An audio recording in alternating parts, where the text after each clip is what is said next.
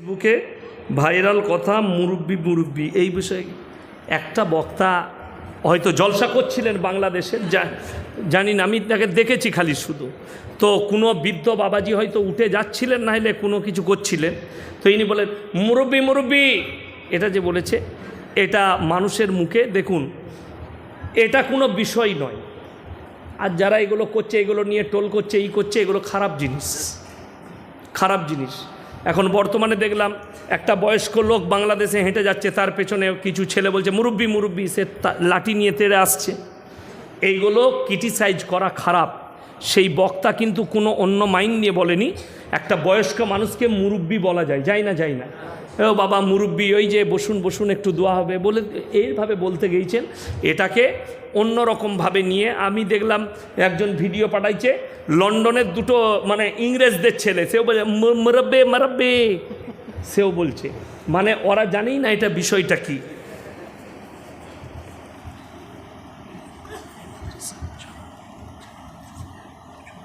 হাসিনাকে কওমি মাদ্রাসার জননী বলছে এক বাংলাদেশের হুজুর। এই বিষয়ে বাংলাদেশের তো একজন কাফিল উদ্দিন, ডাক্তার কাফিল উদ্দিন বলে একটা গুটকাখোর আছে, সে তো জান্নাতে ঢুকিয়ে দিয়েছিল। বলেছে বাংলাদেশে 10টা জান্নাতি নারীর মধ্যে হাসিনা একটা। নাউজবিল্লাহ বলে এই গুটকাখোর জিলাপি হুজুর বলেছিল, তার নাম ডাক্তার কাফিল উদ্দিন। আর এ যেটা বলেছে, কওমি মাদ্রাসার যদি জননী হতেন তাহলে কওমি মাদ্রাসার একটা আলেমকেও জেলের কুঠরিতে আর আয়না ঘরে ভরতেন না। যে অত্যাচার করেছে হাসিনা, পৃথিবীর বর্তমানে যতগুলো শাসক আছে, রাশিয়া, চায়না, উত্তর কোরিয়া, দক্ষিণ কোরিয়া, ভারত, যতগুলো আছে, শ্রীলঙ্কা থেকে শুরু করে পৃথিবীর রাষ্ট্র, এত জালিম, এ ফিরাউনের থেকেও খারাপ মেয়ে। কেন? বহু মানুষকে যারাই অন্যায়ের হক কথা বলতে গেছে, তাদেরকে আয়না ঘরে ভরে তাদেরকে মৃত্যুর ঘাট উতরে দিয়েছে অত্যাচার করে। একজন মুফতি সাহেব কওমি মাদ্রাসার, তিনি আয়নাঘর থেকে বেরিয়ে এসে তার অভিজ্ঞতা বলছিলেন, বলতে কেঁদে ফেলেছিলেন যে আমাকে যখন আয়নাঘরে রাখা হয় আমি বুঝতেই পারিনি যে আজকের তারিখটা কত। খাবার দিত, পচা খাবার, খেতে পারতাম না। তারপরে নিয়ত করলাম এরপর রোজা রাখতে শুরু করব। সেহরি খেতে লাগলাম, সেহরিতেও পচা খাবার, ভাতটাকে ধুয়ে একটু সাদা করে সেটাকে নুন দিয়ে খেতাম, আর চোখ দিয়ে গড়গড় করে পানি পড়তো, আর রোজা রেখে দিন কাটাতাম। নামাজ পড়লে হাসিনার প্রশাসনরা গালি দিত পেছন থেকে।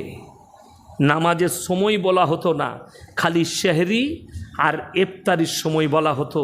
বলছে রোজার মাসে খালি বুঝতে পারতাম এটা সকাল এটা সন্ধ্যা, বাকি কোনো সময় বুঝতে পারিনি কখন সকাল হয়েছে কখন সন্ধ্যা হয়েছে। ওই আয়না ঘর ভাঙা চলবে না। পৃথিবীর মানুষ যেন জানতে পারে কিয়ামত পর্যন্ত এরকম একটা জালিম মেয়ে ছিল যে এরকম আলেম উলামা এবং সাধারণ মানুষকে এত অত্যাচার করেছে আয়না ঘরে। ফিরাউনের মতো যেন এরকম হয়ে থাকে। ফিরাউন যেমন একজন জালিম, কিয়ামত পর্যন্ত মানুষ মনে রাখবে। বাংলাদেশের এক হুজুরের হয়ে আল্লামা সাঈদী সাহেবকে ফাঁসি চেয়েছিল, এই নিয়ে কি বলবেন? এক হুজুর দেখুন, এখনই যদি আমাকে জেলে নিয়ে যায়, আমাদের দেশে যতগুলো জিলাপি হুজুর আর গুটকাখোর আছে তারা বলবে ইয়াসিনকে ফাঁসি দাও, বলবে না? কেন? যাদের বাজার খারাপ হচ্ছে আমার দ্বারা, যাদের বাজার নষ্ট হচ্ছে, যাদের মাজারের ব্যবসা, তাবিজের ব্যবসা বন্ধ হচ্ছে, এই মৌলবি কটা বলবে ইয়াসিনকে ফাঁসি দাও। তো দেলোয়ার হোসেন সাঈদী সাহেবের বক্তব্যে যাদের বাজার নষ্ট হয়েছে, যে গুটকাখোর আর জিলাপি হুজুরদের, তারাই বলেছিল যে উনাকে ফাঁসি দাও। তো দেখুন, দেলোয়ার হোসেন সাঈদী সাহেব শাহাদত বরণ করেছেন, আল্লাহ তেনাকে জান্নাতি করে, বলুন আমিন। তেনাকে পয়জন দিয়ে মারা হয়েছে, তার মানে তিনি শহীদ হয়েছেন। কিন্তু দুঃখের বিষয়, আল্লাহ কত বড় শক্তিশালী বুঝতে পাচ্ছেন। হাসিনার বাড়িতে রান্না হয়েছিল, ইলিশ মাছ, পাবদা মাছ, পাম্পলেট মাছ, দেশি মুরগি। আল্লাহ এত বড় কুদরতওয়ালা, রাঁধা ভাত খেতে দেয়নি, দেশ ছেড়ে পালাতে হয়েছে। জোরে বলুন সুবহানাল্লাহ। ওই জন্যে ভাববেন আপনার হাঁড়িতে রাঁধা ভাত থেকে যাবে, আপনি খেতে পারবেন না, আপনার কাছে মৃত্যু চলে আসতে পারে। ওই জন্যে সব সময় আল্লাহকে স্মরণ করব, জোরে বলুন ইনশাআল্লাহ। হযরতে আবু বকর সিদ্দিক রাদিয়াল্লাহু তাআলা আনহু আল্লাহর রসুলকে জিজ্ঞেস করলেন, ইয়া রসুল আল্লাহ, পৃথিবীর সব থেকে জ্ঞানী ব্যক্তিকে? আপনার চোখ দিয়ে পানি আসবে। নবীজি কি উত্তর দিলে জানেন? হে আমার সাহাবীরা শোনো, পৃথিবীর মধ্যে সব থেকে জ্ঞানী ব্যক্তি সে যে প্রত্যেক দিন একবার নিজের মৃত্যুকে স্মরণ করে। আপনি রাত্রে শুতে যাবেন এই জলসা শেষ করে, শুবার আগে উজু করবেন আর কালমা পড়বেন, সকলে জোরে বলুন ইনশাআল্লাহ। বাড়ির মা বোন আপনারা উজু করে শুবেন, কলমা পড়ে শুবেন, আয়াতুল কুরসি পড়ে শুবেন।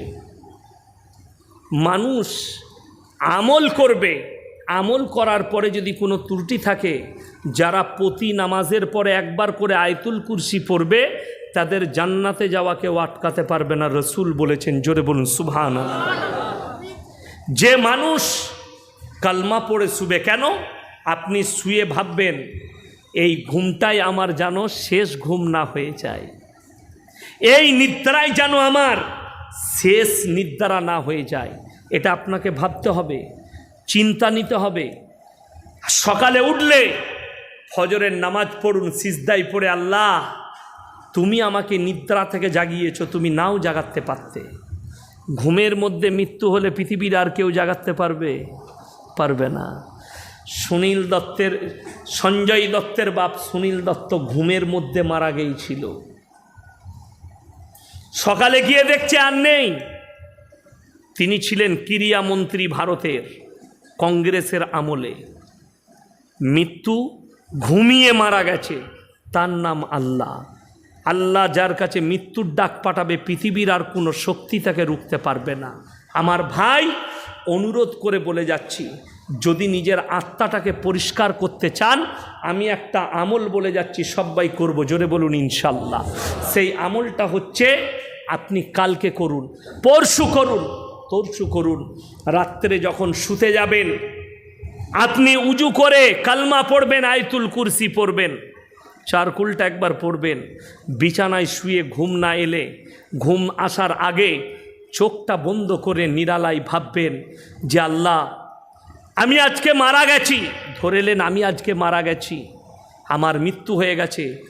ভাববেন আমার প্রতিবেশী আমার লাশটাকে বারান্দায় শুই দিয়ে চারিদিকে আমার মা বাপ, আমার বিবি, আমার আত্মীয় স্বজন কান্নাকাটি করছে, খুব কাঁদছে, আমি শুয়ে আছি।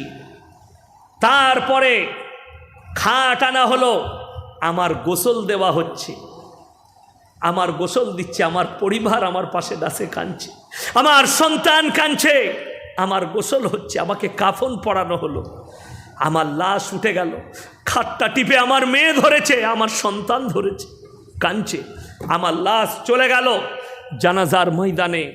জোহরের নামাজ পড়ে ইমাম দাঁড়িয়ে গেল, জানাজার নামাজ হয়ে গেল। জানাজার পরে বলছে তাড়াতাড়ি খাটটা তোল। কবরে নিয়ে যাওয়ার পরে সব মানুষ বলছে লাইন দিয়ে দাঁড়াও, আমি আগে মাটি দেবো।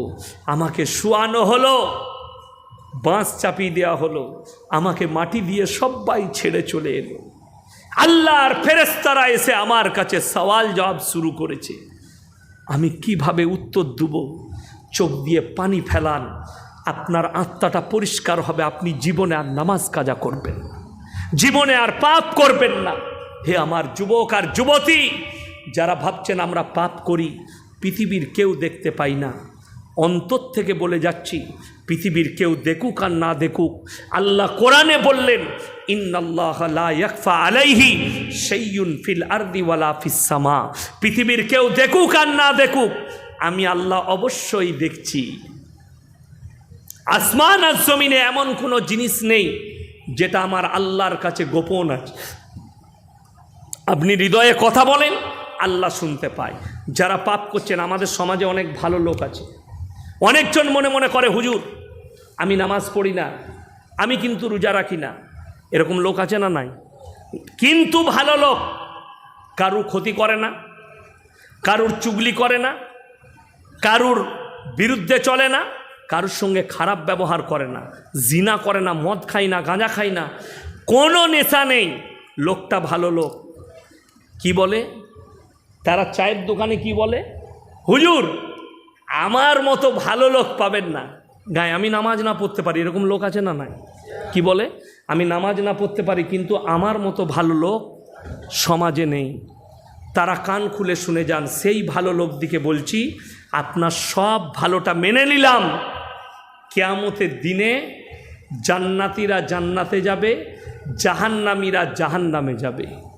জান্নাতীরা প্রশ্ন ছুড়বে, ফি জান্নাতি ইয়াতাসাআলুনা আনিল মুজরিমিনা মা সালাকাকুম ফি সাকার, তোমরা কেন জাহান্নামে যাচ্ছ? তোমরা বলতে আমরা ভালো লোক, তোমরা বলতে আমার মতো লোক নেই, আজকে কেন তোমরা জাহান্নামে যাচ্ছ? তারা এক নম্বর উত্তর দেবে, ক্বালু লাম নাকু মিনাল মুসাল্লিন, আমরা নামাজি মুসল্লিদের মধ্যে ছিলাম না।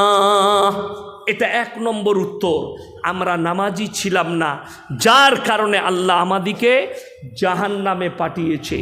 ওই জন্যে যারা ভাবছেন আমি ভালো লোক, নামাজ না পড়তে পারি, রোজা না রাখতে পারি, আমার ভাই এই নামাজ না পড়ার কারণেই জাহান্নামে যেতে হবে। আমার রসুল বলেছেন যার নামাজ নাই তার মধ্যে ইসলাম নেই। সে মৌলবি হোক, মুহাদ্দিস হোক, সে পীর হোক, ফকির হোক, ডাক্তার হোক, মাস্টার হোক, রাজা হোক, বাদশাহ হোক, যদি নামাজ না থাকে ইসলাম তার মধ্যে নাই। এটা লিখে নিয়ে যান। ওই জন্যে নামাজ কেউ ছাড়বেন না, জোরে বলুন ইনশাল্লাহ। 5 ওয়াক্তের নামাজ অবশ্যই। আল্লাহ তাআলা, যারা ভাবছেন মনে মনে আমরা তো পাপ করি, কেউ জানে না, আমার পরিবার, আমার স্ত্রী, আমার সন্তান, আমার প্রতিবেশী, আমার ইমাম, কেউ জানে না আমি লুকিয়ে পাপ করি। এমনকি অনেকজন মনোভাব নেয় আল্লাহর কাছে কিয়ামতের দিনে অস্বীকার করে দেব। কোরআন সূরা ইয়াসিন, আল-ইয়াওমা নাখতিমু আলা আফওয়াহিহিম ওয়া তুকাল্লিমুনা আইদিহিম ওয়া তাশহাদু আরজুলুহুম বিমা কানু ইয়াকসিবুন। হে আমার বিশ্বনবী বলো, আমি ওই পাপীদেরকে তাদের জবানটা সিলাই করে দেব, হাত কথা বলবে, কান কথা বলবে, চোখ কথা বলবে, তাদের অঙ্গ পতঙ্গকে কথা বলার যোগ্যতা দান করা হবে। এটা কোরআন। তাদের অঙ্গকে কথা বলার যোগ্যতা দেব, তারা সাক্ষী দেবে। আর কোরআনে অপর জায়গায় আছে আল্লাহ তাআলা একটা একটা করে বিচার করবেন না।